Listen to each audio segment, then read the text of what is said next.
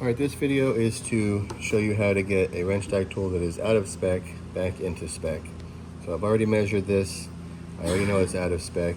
It measured out at 1.9 millimeters for the crimp height of the conductor.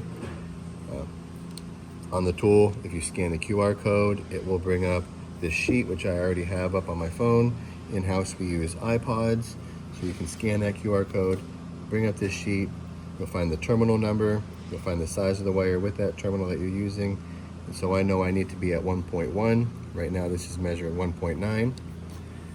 So on these tools, they either have, we're going to use this either red screwdriver, or there's also another tool that we use, this other one. So it's either going to be a flathead or it's going to be this Allen, which is a really small Allen. Most of them have been converted over to the little tiny flatheads, and I don't know, Mayhew makes this. So there's a little tiny flathead on this bottom piece, and you'll see that there's a minus and there's a plus. So as I take this screw out, I can then turn this either minus to loosen it up, or I can turn it to plus to tighten it. So what I'm going to do is actually open my tool up all the way so the jaws are open. Put my screwdriver in here. Remove this screw.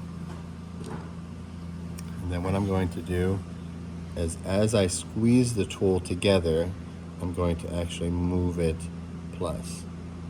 You'll notice there's two holes here for the screw.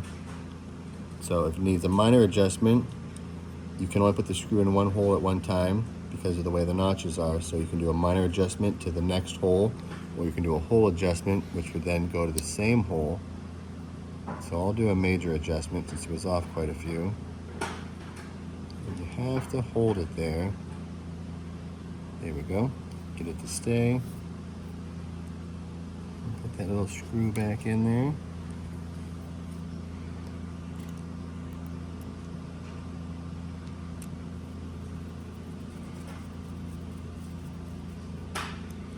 And then to cycle the tool, it will of course be harder to cycle.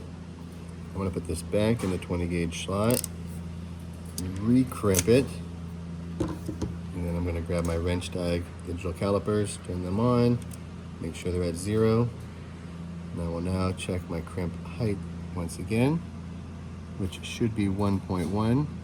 I'm now at 1.11, 1.12, which is fine because I have a degree of error, which is plus or minus 0.05. So it's saying I could be 1.15 or it could be 1.05.